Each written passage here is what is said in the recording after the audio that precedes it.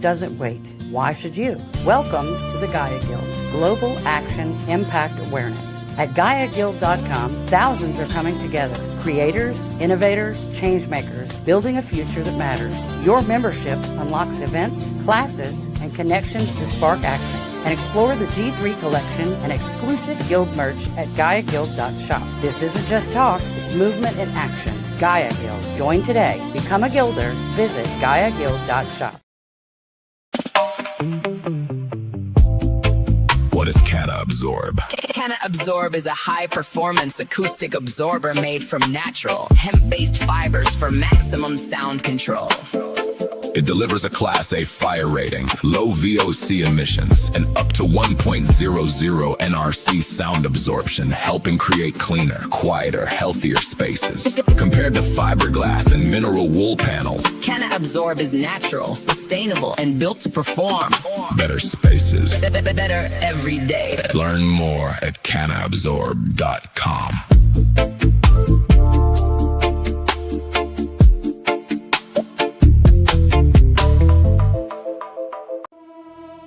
Footprints of Peace didn't start as an idea.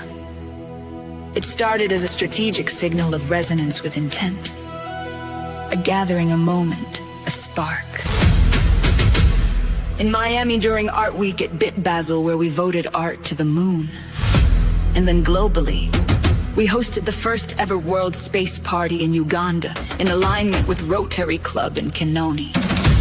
During the April Cosmoplex, we brought you the Hemp Symposium, where infrastructure meets innovation, and Earth and Water Day, where purpose meets action, connecting communities across continents through one shared vision. Collectively, tens of millions reached, millions engaged, and we've only just begun.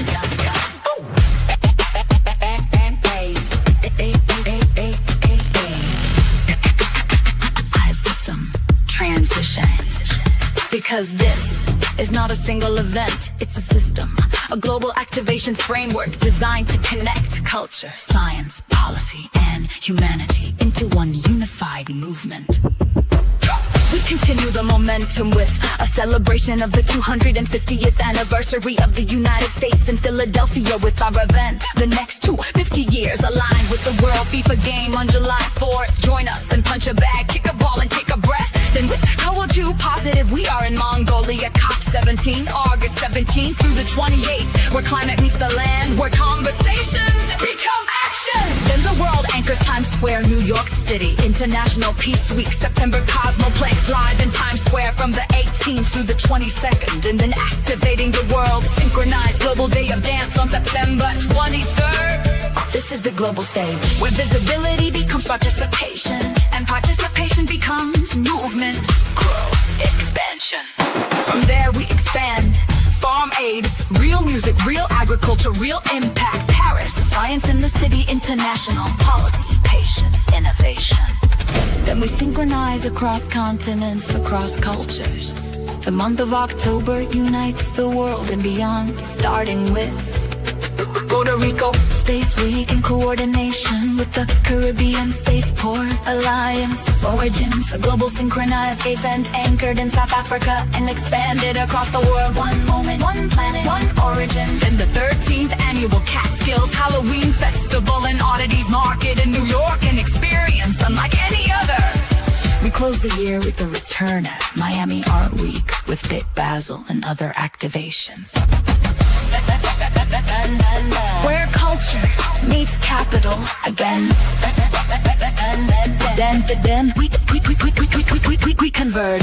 April 2027 Cosmoplex, or 419 Bicycle Day, 420 Cannabis Day, 421 Hemp Day featuring Hemp, 422 Earth Water Day returns. Global synchronized activations, finishing with the legacy events across New York City on May 1st. Cannabis Parade, the Million Mushroom March. This isn't just a campaign, it's a blueprint. Footprints of peace. One movement, one world, one future.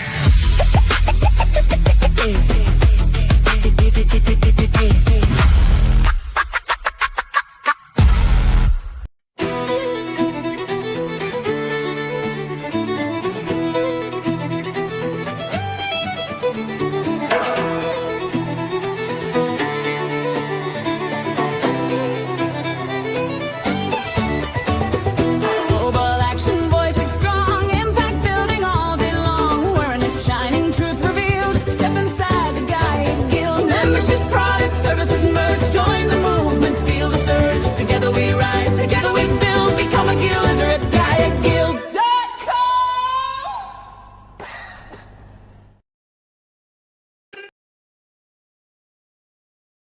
What happens when we come together for trees? We create footprints of peace. Through Footprints of Peace and Together for Trees Kenya, your $100 sponsorship helps plant a fruit tree in Kenya. That support helps cover the seedlings, planting logistics, first-year maintenance, watering, weeding, mulching, care, and a tree replacement plan if needed. These trees do more than grow. They help feed communities, green schools, restore the land, and create living proof of regenerative action. You will also receive proof of planting, so you can see the impact of your giving. Sponsor a tree, feed the dream, watch the world bloom. Visit footprintsofpeace.com and make your regenerative footprint today. What is CannAbsorb? CannAbsorb is a high-performance acoustic absorber made from natural, hemp-based fibers for maximum sound control. It delivers a Class A fire rating, low VOC emissions, and up to 1.00 NRC sound absorption, helping create cleaner, quieter, healthier spaces. Compared to fiberglass and mineral wool panels, CannAbsorb is natural, sustainable, and built to perform. better spaces. Better every day. Learn more at CannAbsorb.com.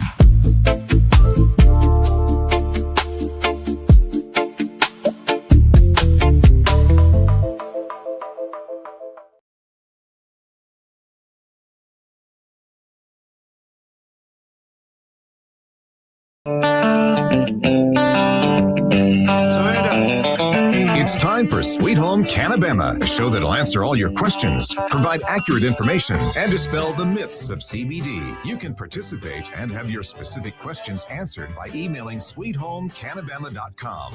And now for all things cannabis in Alabama, here's your host, Jennifer Boozer.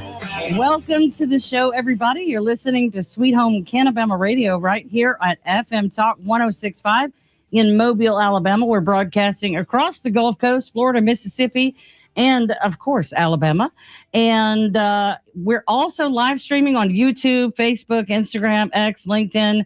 If you are watching online, share this with your friends. Hit that subscribe button. Help us keep the message going. I want to go ahead and say that I have an in-studio guest, which you guys know is rarely happens. This is Ryan. I'm going to get into who Ryan is in a minute. I want to say happy Father's Day to everybody yesterday. And, just like on Mother's Day, this thought crossed my mind.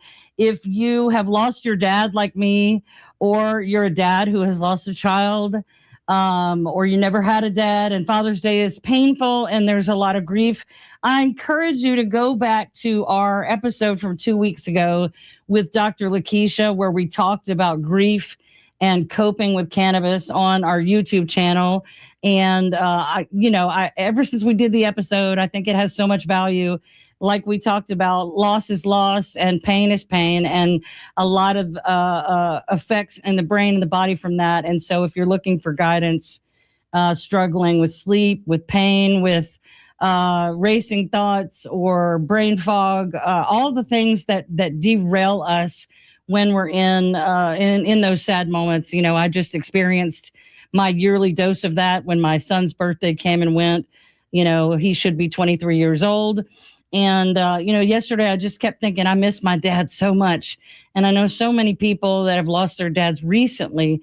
And again, my son's father, I'm sure, feels the pain of that. He's lost his dad and our son. And so if you're struggling with grief, I encourage you to reach out to people around you and check out that episode with Dr. Lakeisha.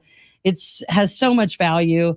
And that's why we do these shows, so that those can be out there on the record and you can use them and share them with other people who haven't heard about the benefits of hemp and cannabis. But as I said, happy Father's Day, especially to my sweetheart, Shane. He is a great dad and stepdad, and I appreciate you, honey. Love you. So I want to introduce Ryan. I'm going to read this little bio. Today on Sweet Home CannaBama, we're talking with someone who is right on the front lines of America's industrial hemp revival, Ryan Doherty, founder and managing member of CannAbsorb, a Virginia-based company turning U.S.-grown hemp fiber into high-performance acoustic panels. Ryan has spent nearly a decade working across the hemp fiber supply chain, from processing innovation to market development, and he's known nationwide for pushing this industry toward real, scalable, American-made materials. Before launching CannAbsorb, he has worked to build trust and consistency in the fiber market as VP of Sales and Business Development at Tiger Fiber Hemp Company, and does so to this day as well. CannAbsorb is part of a new generation of U.S. manufacturers proving that hemp fiber isn't just a crop. It's a sustainable building material, a sound control solution, and a real economic opportunity for farmers and rural communities. And he's here to break down what he does, what's happening, why it matters, and what's at stake for American farmers, processors, and companies just like his, CannAbsorb. Welcome to the show. Stoked to be here. Thank you very much. Pull that microphone closer to your mouth for me so we can hear your sweet voice. Let's get into it. You have an interesting history. We just in the last 30 minutes, I learned so much about you. But tell us a little bit about your background and how you ended up involved in the industrial hemp space. Yeah, absolutely. I appreciate it. And thanks for bringing light and incitement to this, and excitement to this plant and all of its uses. Yes. I got really fortunate. Timing is everything when trying to bring things together. And I was in the right place at the right time with the laws being available to pursue this, because people have been trying to bring hemp to the forefront of people's attention or new material applications, but the laws have been very restrictive. So right. I was in university at the same time as the 2014 Farm Bill had passed, and I was at a university that was cultivating hemp and doing a research program around hemp. So I had, previous to that, been aware of it, and I had grown up mostly in Northern Virginia, so I got to go on field trips to places like Mount Vernon and Monticello and see old hemp fiber processing equipment and learn about our naval and our maritime history of using hemp fiber and how important it was as a major cash crop and being used as a form of taxing by the Virginia House of Burgesses, all these old governments and systems in place. And I actually grew up right down the street from a big old building called the U.S. Pentagon, which is built on a piece of land that used to be called Arlington Farms, and it's where the government actually grew their trial plots for many years of hemp. This guy named Leicester Dewey back in 1913 did the USDA yearbook all about hemp, and we kind of see a lot of changes coming after that of the other industries saying, whoa, we got this an issue on the horizon to address. But that is I was in a place that it was prevalent and historically relevant, and then at the university at the right time, and then with the laws moving the way they did, so that combined with my natural interest in healthier materials and alternative ways of making the things that we use, kind of led to the culmination of being able to pursue this. And that's what I've been doing for a little over a decade now. That's crazy. And you're just a little younger than me,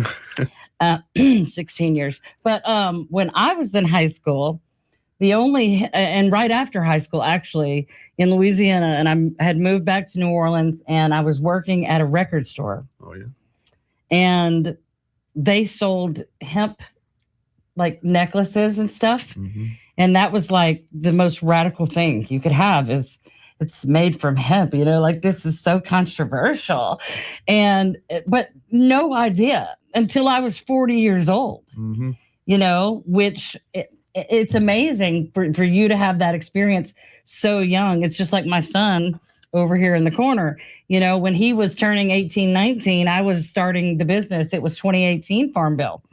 And he got to sort of grow up in that environment, and it's normal, you know, and it was not normal for us. Right.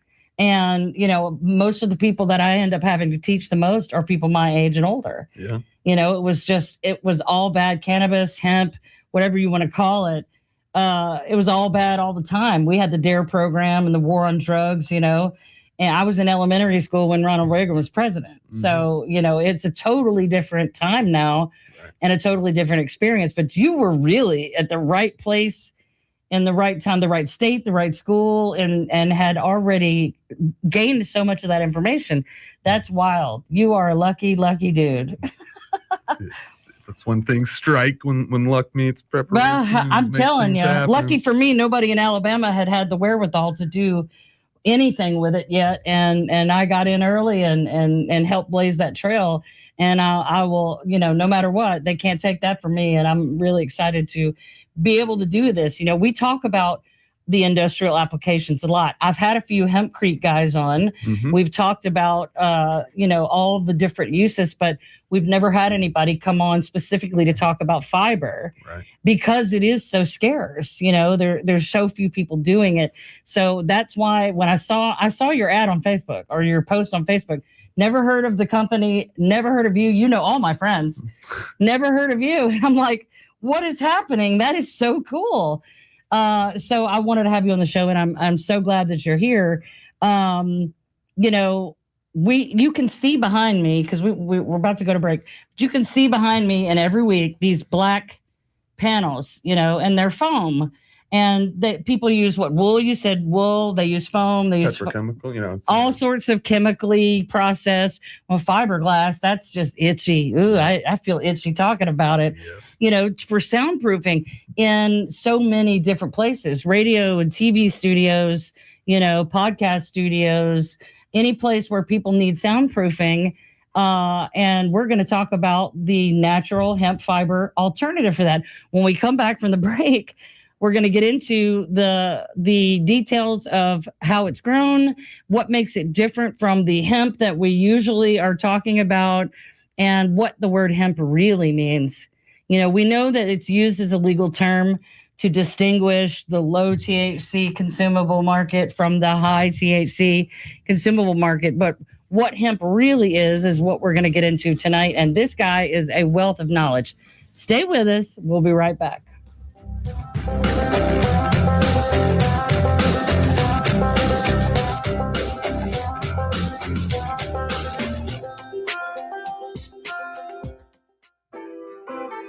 Game day in my house is everything. I get out of class, I grab my gear and get to the game because I can't wait. And my dad, he does the same thing. He's an official here in Alabama. He makes the tough calls, stays cool under pressure, and knows ball like nobody else. I want to be just like him. You can too. Sign up at highschoolofficials.com. I was in the hospital with my son for 18 months. When he got injured, I wasn't prepared, but I knew I had to be strong. When I was told about John's injury, I was in complete shock. I just remember rushing into his room and giving him a big hug and letting him know I was there. These veterans and families are just a few of the heroes we serve at Homes for Our Troops. For thousands of severely injured veterans, everyday life is filled with barriers. It was really the little things throughout the house. Counters that you can't roll up to. I had to drag my wheelchair down steps. I want to help, but he is so determined. At Homes for Our Troops, we build specially adapted custom homes with features like wheelchair access, roll-in showers, and automatic door openers that allow them to function independently and focus on their recovery and family. This house is freedom. It's hope. It's a new beginning. This house has given me my family back. To learn more, visit hfotusa.org. Welcome back to Sweet Home CannaBama. Now, with all the information you want about CBD, here's your host, Jennifer Boozer. Welcome back, everybody, to Sweet Home CannaBama. Tonight we have Ryan Doherty from CannAbsorb all the way from Virginia in studio tonight. I'm tickled pink because very rarely do we have anybody outside of Alabama that gets to come and be in the studio. And most of the time when we do, it's like somebody from Louisiana or Florida close by. So this guy's been traveling all over the Southeast for the last several days. And he basically worked us into his schedule. And I'm so excited because later on in the show, we're going to do a little show and tell and show you some of the products that can be made from this plant that people have no idea about. And it's really, really cool. And things that we have talked about that we've never seen before. So let's get into it. Tell us about you mentioned to me in the lobby that you are a part of the U.S. Hemp Building Association. Is there any other organizations that you're working with? At this moment, and we work with in conjunction with the National Hemp Association and the National Industrial Hemp Coalition and things like groups that are looking to develop foreign markets and promote the hemp industry as a whole. But right now I'm just involved directly on the board of the U.S. Hemp Building Association, and where we're trying to spread the information and build the networks for natural builders that are using hemp materials in their construction. Right. projects. And you guys, there's no concern or connection whatsoever to consumable products. You guys are just focused on the truly industrial applications of the hemp plant. Exactly. Okay. So and you started out with Tiger Hemp, right? Yep, Tiger Fiber. Yep. What do they do? Well, I started out with a lot of different. I've been. Well, that's who you currently are working with, and that's right. Who you were with when you decided to start your own company. That's right. Yeah, and it's called Tiger Fiber because they're out of Missouri, and the CEO and founder is a graduate of Mizzou. He's a Tiger. All right. And, we have Tigers here. They're called Auburn Tigers. That's right. Yeah. But yes, that is where they got going on the banks of the Mississippi up there, and they've had a processing facility that produces the fiber that I use for my product and the herd that we've sent to many, many building projects, and a lot of it goes to chicken coops and animal cages like rabbits and hamsters and gerbils. So we use it as a super absorbent, high performing natural bedding material. Yes, animal bedding. Yes. So we do a lot of that. We're hoping to keep building stable markets. I didn't get into hemp and think I'd be super passionate about animal bedding, but we want really stable markets so that we can provide that stability into the supply chain. Pardon the pun, but you can't put all your eggs in one basket. Absolutely. So but if you do, make it a hemp bedding basket. Absolutely. Yeah, you can use it for decoration. You can make the basket itself. Yes. But yeah, that's where we've been really working on stabilizing the demand and giving people consistent materials that are clean and have specifications around them so they know what to expect. 'Cause that's one of the issues with any natural material is natural inconsistencies. Right. And so people have come to not really maybe trust, or they've gone to these other petro or poly type materials because they know what they're going to get every time. It's just a clone of everything being the same. I think that's similar to with overcoming hurdles on the consumable side, that every plant is different, every strain is different, every batch will be different, but we are all different. And that's why we need, we might need a different material in the humid, the climate that we're in with the humidity as compared to the desert in Phoenix, and those things matter. But yes, natural inconsistencies are because they're not all supposed to be the same. Absolutely. And with pharmaceuticals, it's all petroleum based, and it all is exactly the same. And then they say, take two and call me in the morning, no matter who you are or what's wrong with you. And I think that's that overlap of what we've been brainwashed to believe, that if it isn't flawless and exactly replicated, that it can't be as good or as effective, when what we really need is the inconsistencies. Yeah. Well, we're trying to make it as similar as possible. Well, of course, we don't need holes in it. but yes. let's embrace the beauty of the fact that this isn't a smooth surface, but look at it. It's a wonder. I agree. When you open your mind to it. That organic. Trees are beautiful. That's right. No two trees are the same. Why do we believe that everything has to be the same? Exactly.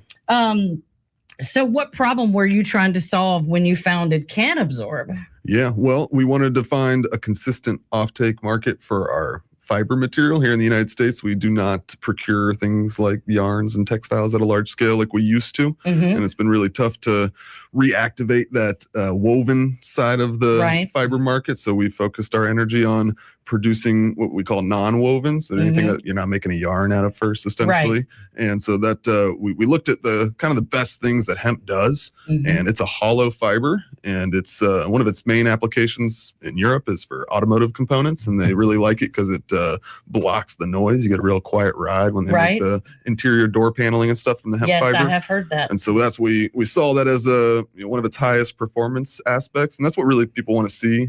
People love the hemp material, but they want to see products that really compete, that aren't just made out of hemp, and it's kind of a token natural product because it's got this material in it. They want to, even people that buy hemp clothing and stuff, they want to buy it for the cool factor only gets you so far. It needs to be effective. It's got to work. Efficient, and you need to have a stable supply of it, like you were just talking about. And I guess diversifying what you're making out of those same fibers gives you that stability. Again, not putting all your eggs in one basket. Absolutely. And we can make a whole lot of other products that are pretty similar to this. We do things like nesting pads or other sorts of thinner insulation they use for packaging or all sorts of other uses. But this is kind of a great market to break into. Also because the demographic that's interested in this product happens to have an interest in hemp. We're looking at musicians and their gaming studios. Music and cannabis in all forms go hand in hand. And they like natural products. I've seen what do you call them? Amps, guitar amps. I've seen guitars. Absolutely. I've seen all sorts of things made out of some form of the hemp plant at expos and stuff like that. Like the Southern Hemp Expo, which is an extension of NOCO, and it's fascinating to me, what I've seen, and I know that what I've seen is only a small part of what's possible, and it's very exciting to get to see it in person. How has your time with Tiger Fiber shaped your understanding of the market? Because you started out with someone else's company that does something on a much bigger scale than what you're doing, but then you've got this offshoot for yourself with the panels to give that extra product. What did you learn that was the most valuable while you were with Tiger Fiber? Since you have been with them, you are still currently with them. Sorry, I didn't mean to imply you're not anymore. No, all good. Well, there's we do a lot of our own education and awareness, and Missouri's got a mature medical and recreational market. Yes, they do. So we do our very best to really make it clear the difference between the crops, and it's much more understood in places like that where they have fully accessible markets of the fiber and of the there's less confusion up there, and we've come up with lots of great metaphors for explaining kind of how different these very, very almost completely different industries. They really are like almost 3 or 4 different industries within the cannabis realm. There's the consumable seed, which people the food products, like seed oils and hemp parts and the microgreens and animal feed and all that. That's a food product. And then you've got the consumable on the medicinal product supplement side, CBD, THC, and all the other things. And then what you guys do is completely on the other side of the planet from that. And it's almost I always equate it to like growing trees. Because you don't think of a food that really comes off of your pine or your oak. That's people aren't growing those to consume anything off of it. Those trees it's like a timber industry. It's cut But there are trees that make apples and oranges and peaches. And then we don't use those. It's different types of trees. Those trunks don't get turned into furniture. That's right. Very, very crappy They furniture. take the fruit off and let the tree keep going. And that's exactly what happens. People kind of get a little confused thinking that all these products come from one plant. That you take the bud off and then you take the leaves off and then you grind this up and peel. No, it's different varieties. They're cultivated completely differently in the field. I mean, what our type of farming is very much more similar to like hay farming. It's broadcast spread or it's drilled, and then we're harvesting it with a sickle bar. It's baled like a bale of hay, and so it's all about pulling stalks out of the field. We're just collecting that fiber and herd material. Nothing else is coming out of the field. So it's really like growing for timber. And that's why you hear these comparisons of how much material can be produced and how, but, and I don't mean to take away from any other aspect of the plant, but we do see kind of a crossing over of the benefits of hemp, which I can see to the consumer being a little confusing or hard to follow. Absolutely. Where what everything comes from. But what we grow looks, and people that walk into the field say, oh, is this hemp or is this bamboo or is this switchgrass? Because it looks a lot more, as it grows at that high density and so fast and so tall, the leaves at the bottom of the plant typically will fall. And so you're left with these super slender, minimal lateral branching, just straight stalks. And I've been in consumable hemp fields where the plants are, 4 foot around and about 6 feet tall, and there's big old cola flowers on the top, and it doesn't look like it's not 12 to 15 feet tall like a fiber plant would be. And you're right, those do look a lot like bamboo because there's such a sparse amount of those leaves. Absolutely. They kind of, as they lose their access to sunlight. And another thing, that's what makes hemp so competitive in the field when you're growing for the fiber compared to when you're growing for the flower. The flower, you really need to, almost like cotton, you're tending to it, and it's more of a horticultural practice. Right. But fiber hemp is known as the frontier fiber. It used to clear land. It's so robust that it doesn't require heavy use of pesticides or herbicides. It's got this big broad leaf that when planted at that density, you're getting up to a million plants an acre. And that's where all those stats come from. And that's where the benefits, the helping out the soil and that is very different because on a consumable farm, those plants are going to be a few feet apart. That's right. Because they have to have room to spread out and get all the sunshine. That sounds like it's much more densely populated seed. Yeah. And we rely on them chasing the sunlight up. So when they're all dense like that. In fact, you could grow 2 different varieties, a very similar variety, very different ways, and you'll get a very different result from the plant. It's almost like people, depending where they grow up. And environment and climate and a couple more days or less days of sunshine, it totally changes the plant. Big time. When we come back from the break, more with hemp fiber and Ryan Doherty from CannAbsorb. Stay with us.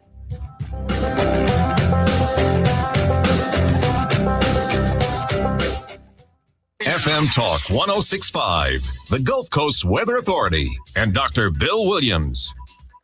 The Gulf Coast can expect partly cloudy skies tonight. Low temperatures will be in the upper 70s at daybreak. For Tuesday, mostly sunny with a few showers and thunderstorms, highs in the lower 90s. And the outlook for Wednesday, partly cloudy with a few showers and thunderstorms and highs in the lower 90s. This is meteorologist Dr. Bill Williams for FM Talk 106.5. I'm Roseanne Hayden from WKRG News 5. No arrest in a deadly shooting at a Mobile apartment complex this morning. A man was killed at Plantation Apartments in Tillman's Corner. A woman killed in another shooting at another Mobile apartment complex has been identified. 21-year-old Samira Washington was killed at Hillcrest Estates on Airport Boulevard. Investigators have arrested her boyfriend. 24-year-old Jacoby Fowler is charged with murder. After last week's flooding, some previously impassable roads in Mobile County have reopened. Officials say Lott Road and Earlville Road are now safe to drive on. However, they say water is still over Mason Ferry Road at Escatawpa River. In Gulf Shores, repairs are being made to East 18th Avenue and East 1st Street near Highway 59 because of a water line leak. I'm Roseanne Haven from WKRG News 5. Alabama's sea turtle nesting season has begun, and the Alabama Coastal Foundation reminds you that if you head to the beach, here are some things you can do to protect the new babies.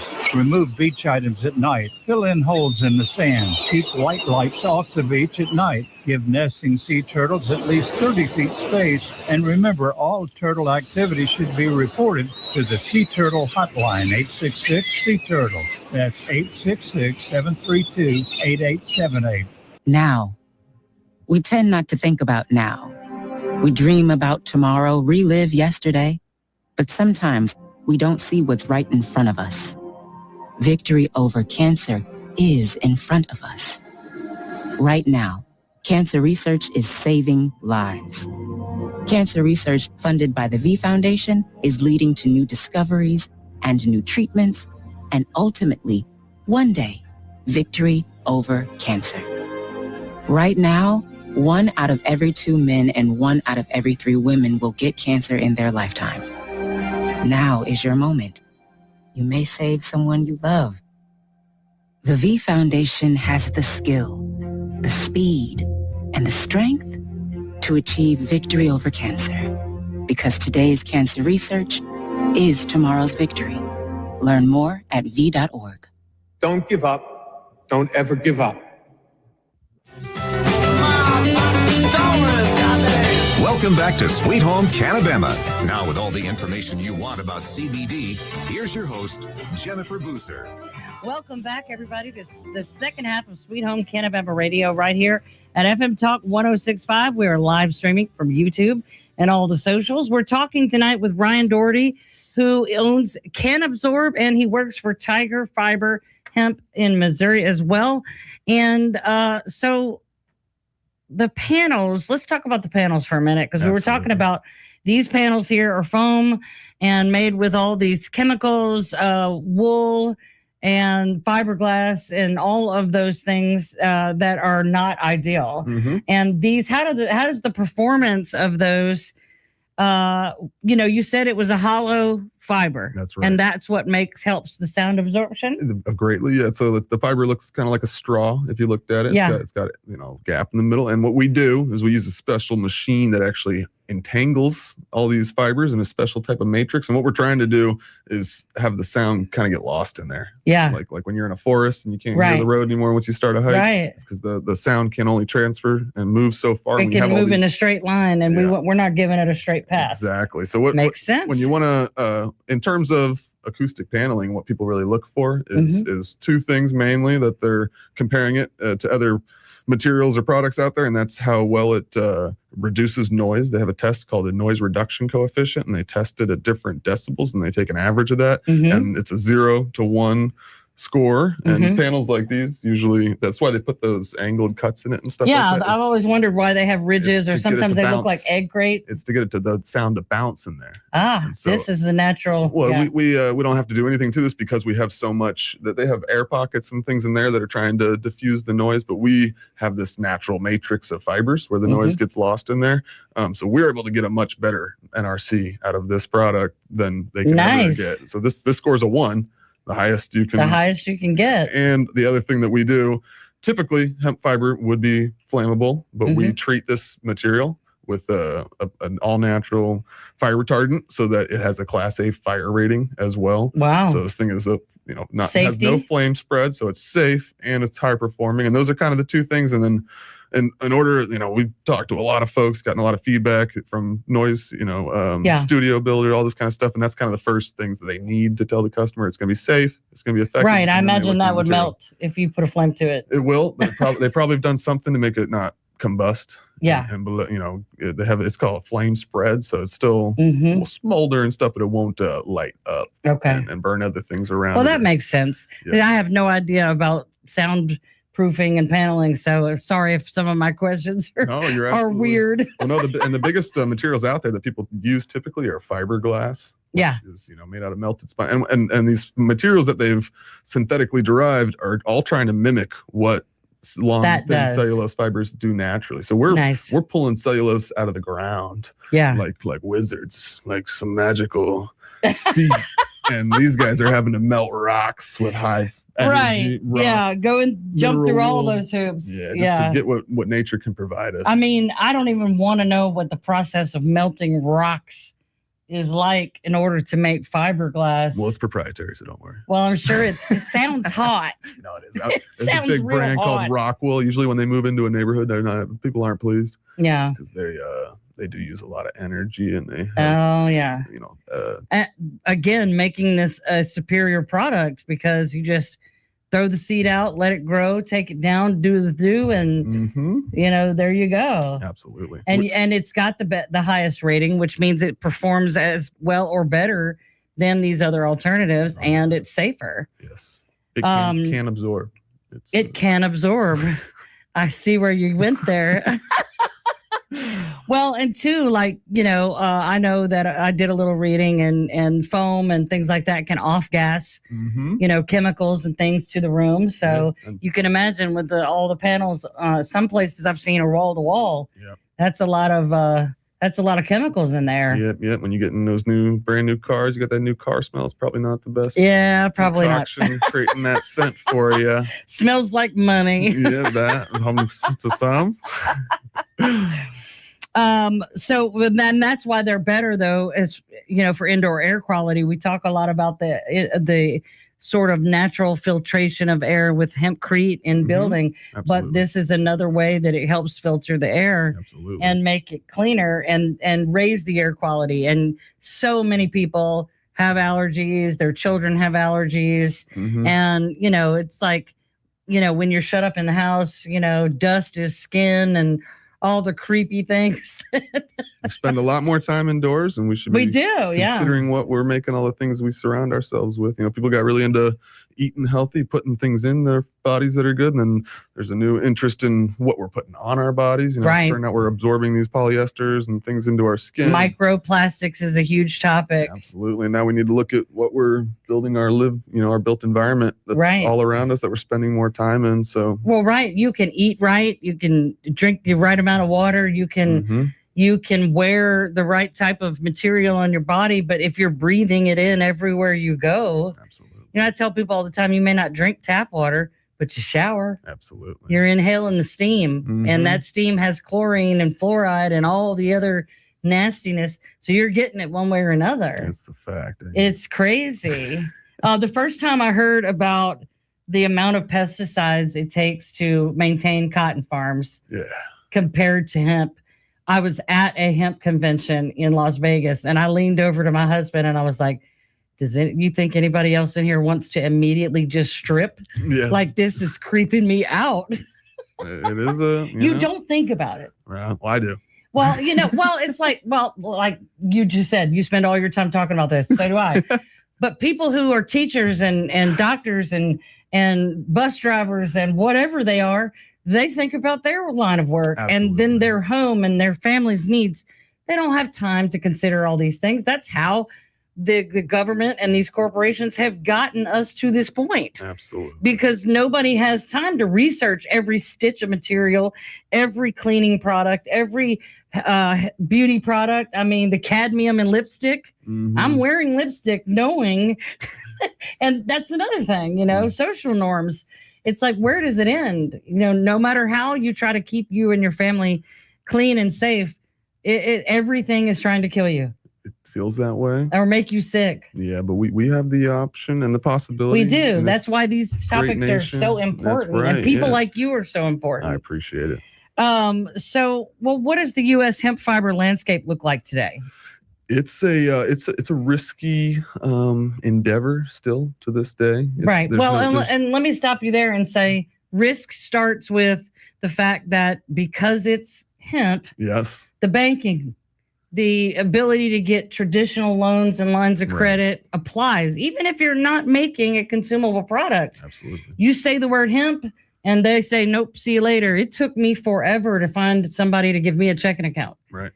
And I mean, every major and minor bank I could find, and I got a state bank that embraced me. But it's very hard to get your own financing, and then you're dependent on either just winging it or finding investors who get the concept. Absolutely. And so the risk starts there. There's a lot of, I don't know about in the industrial side, but crop insurance and things like that, not a thing. Right. Yeah, no. So we are in a true American entrepreneurial endeavor with not much assistance or guidance, and so that's what attracted me to it. It's like exploring, rebel with a cause kind of thing. I feel you.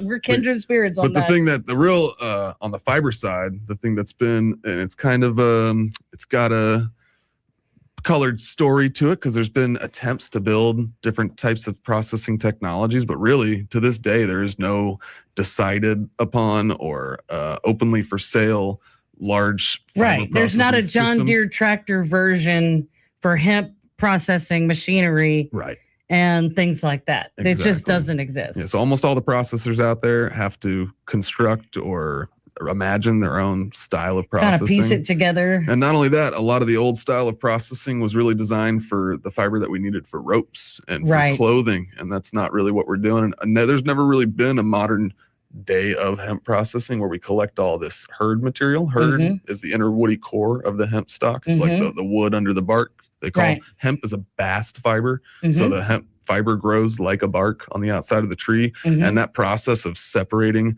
that outer fiber from the inner woody core is pretty complicated at scale. And people are still looking, and there is, I mean, we're going to keep improving and keep optimizing, but we have been at this, you know. Well, and you're talking about a plant that's this big around on a good day, you know, or very skinny. It's not like a tree. Like I was watching a video where they were harvesting cork. They just know the depth that they can cut into that bark and peel it off, and the tree stays there and regrows its bark. But we're talking about sticks, like reeds, almost. Everything from the thickness of a pencil all the way up to a baseball bat. And so a lot of people that set up these processing machinery systems, they break and they light on fire and people fall inside of them. Oh no. But it's that Why exciting. are we laughing? No, people aren't falling inside of them. It's not close. Quite a wood chipper. People scratch their knuckles on them. Yeah. And stuff like that. It's dangerous. You might lose a finger. No, but it is it's a very just like farming. It's a risky endeavor. Right. And then you're also dealing with farmers.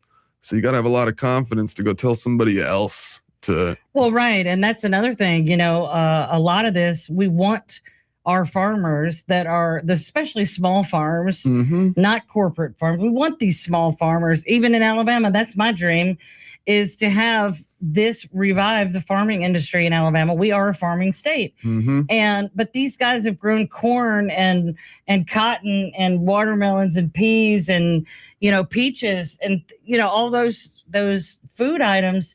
And they don't know. How do you teach a peanut farmer who learned from his daddy, how to transition those skills and learn all about this plant and all the vast possibilities, the differences. Right. You know, and one of the things that always stumps me is if you've been growing a crop that required a lot of pesticides and fertilizers, how can you come back after that and then plant hemp on the consumable side anyway? Certainly. That's going to suck all that up out of the dirt because of the bioremediation factor that hemp has. And it does. That's why you got to be really careful with where. And these farmers, I mean, who's teaching them? We need a cultivation school, someplace people can go and learn how to grow it hydroponically, how to grow it indoors, how to grow it outdoors for whatever purposes, greenhouses, and then all of these. Because there are experts. There are people like you who live and breathe this, who are connected with companies that this is all that they do.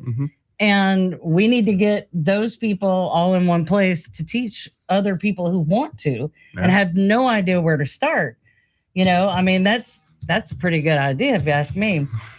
When we come back from the break, we're going to finish up the show with Ryan Doherty. Stay with us.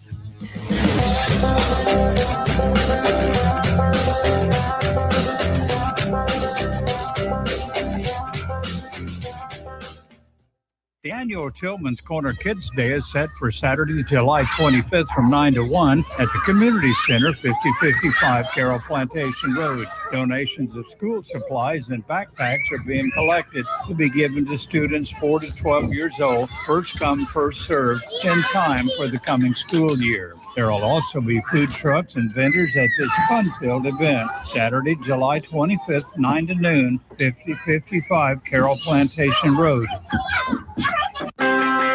We are the NFHS. That stands for the National Federation of State High School Associations. But really, what we stand for, together with the AHSAA, are the 138,000 high school sports students in Alabama. And so we stand. We stand for the runners, soccer, and basketball players. We stand for their coaches, administrators, and officials. We stand for the swimmers, football players, and wrestlers. We stand for the golfers, softball, and volleyball players. We stand as the national leader and advocate for high school athletics and all who participate in them and make them possible, because it is our purpose to ensure that high school students get to play, perform, and compete together. To learn more about who we are and what we stand for, visit nfhs.org.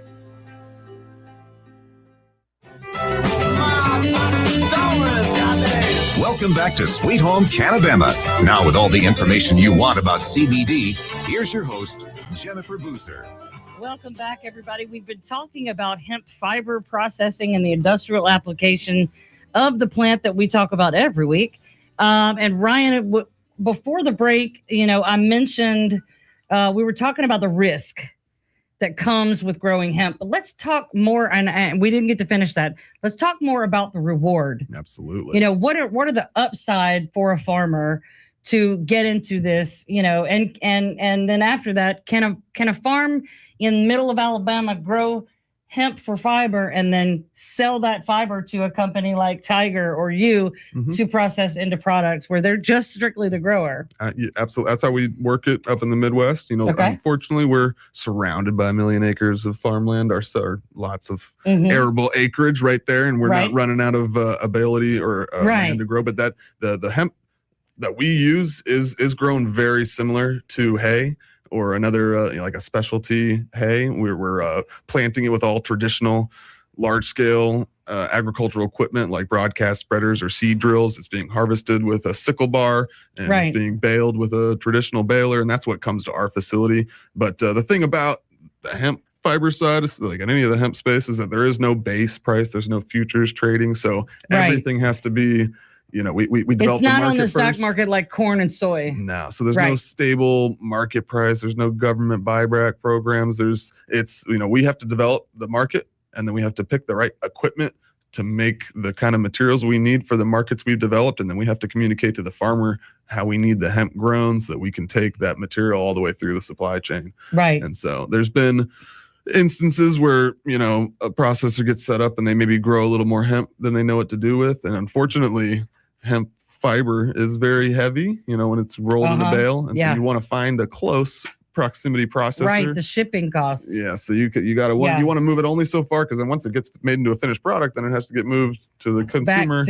And so that's the kind of the why originally hemp was viewed so dangerous, because it does get grown, processed, and used often in a very regional location. That's why it's great for micro, circular supply chains, a great material to bring to an island nation or an integrated facility.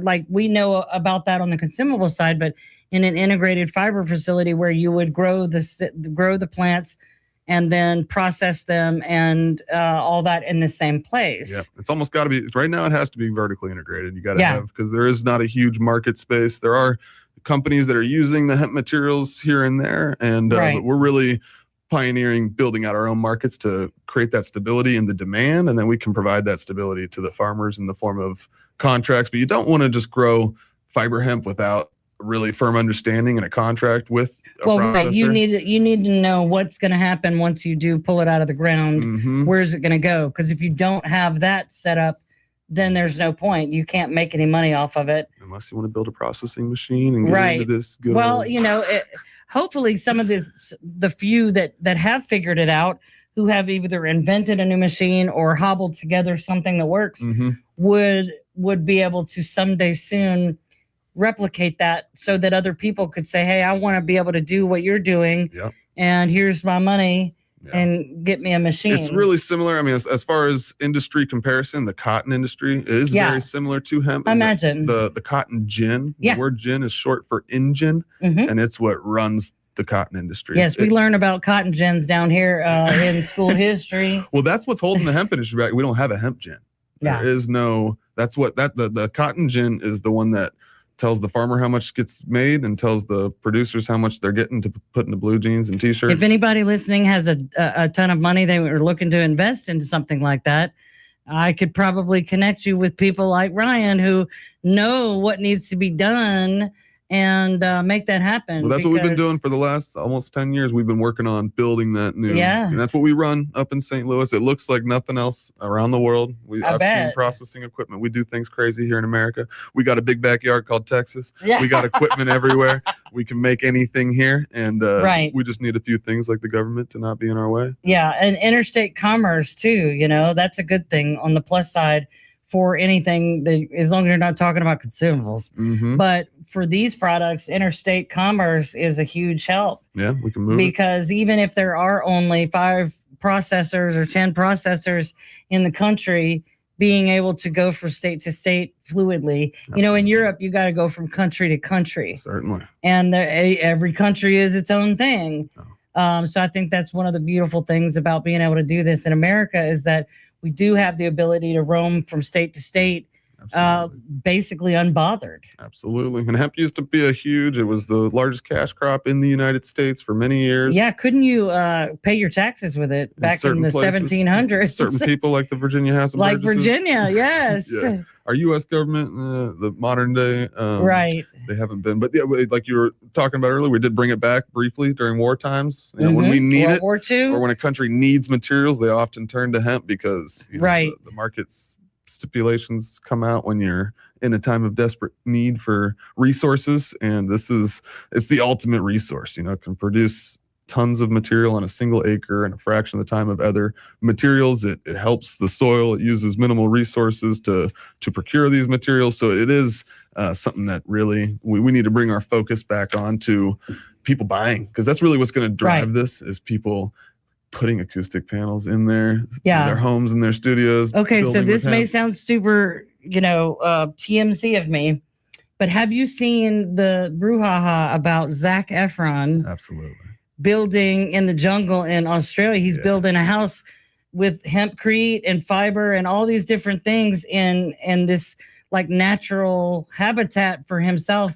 I think he's spending like $2.5 million on it. Yeah. Why in Australia is what I want to know. Australia's got a really I know they do have scene. the hempcrete. Absolutely. I watch their videos all the time and see, and I've through the National Industrial Hemp Coalition, I've talked to some of the Australian farmers. Right. And they got it going on over there.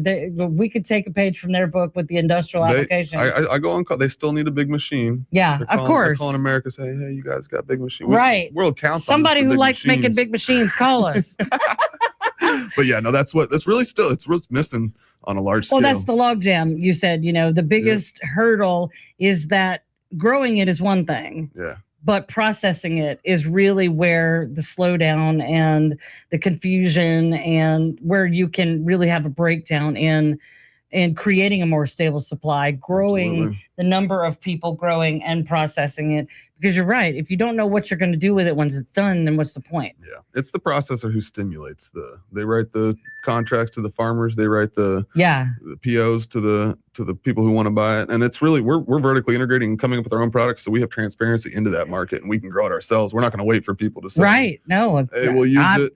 That's how I would do it. So that's what we're, and there's other simple applications for the herd. Like we sell a whole lot of it for animal husbandry products, like the animal bedding, and that's surging in interest. We could have a dozen plus processing facilities just producing the herd for the animal bedding, but we need unique applications for the fiber. We're using this for other stuff, like I said, for fillers, for pillows, and for all natural dog toys that don't want polyfill in it. You don't want your dog eating polyester plastic fibers out of their chew toy. But that is we're creating the markets that will then create the demand for more systems. I want to get out there and build more fiber processing systems. Right. I think that's probably what we need is people who can go to other places and say, you want to do this, let me show you how to do it. Exactly. Step to step to step. And just, you could spend all your time doing consulting, walking people through the process.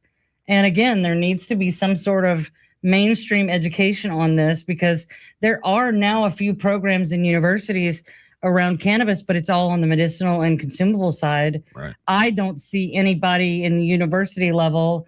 Alabama A&M just had a workshop with hempcrete a few months ago, and that I was thrilled to see that. We need to be doing that on a much more often and much more broadly. Because like you say, it comes down to people not knowing what to do or what they're really working with and its value. And I think that that's important. Before we run out of time, how can we find more information about CannAbsorb and Tiger Fiber? Yeah, the CannAbsorb is at CannAbsorb. It's a cannabis absorber panel, and it can absorb the sound. CANNA. BSORB.com. And then it's on Instagram at can.absorb. And then Tiger Fiber is at tigerfiberhemp.com. And we're in St. Louis, Missouri, growing and processing. And one of the messages that I would just leave to the open public is that it really is. We live in a consumer-driven economy. Yeah. It's what you guys buy. We vote with our dollar today. That's right. That's right. And if you want to have a hempcrete house or hemp fiber panel in your, I know tons of people in the music industry. Everybody ought to be using this stuff. Let's get it to them. You know, the best quality and the safest, and it's going to support American farmers. Thank you so much, Ryan. This has been so fun. I think we could probably have talked for hours, and we're definitely going to have you back because I want to pick your brain about history. Thanks, guys, for being with us. Join us next week for Papa Snoop and Dr. Dana. We're going to continue our summer series, Back to Basics. God bless you, and God bless American hemp. Good night.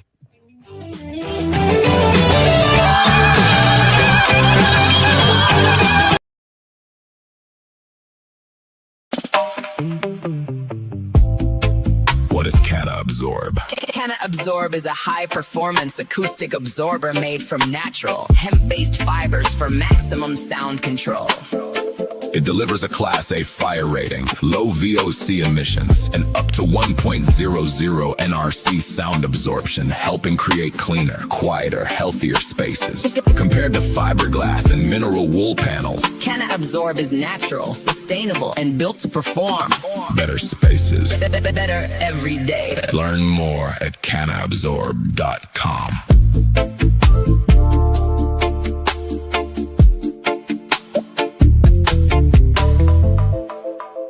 What happens when we come together for trees? We create footprints of peace. Through Footprints of Peace and Together for Trees Kenya, your $100 sponsorship helps plant a fruit tree in Kenya.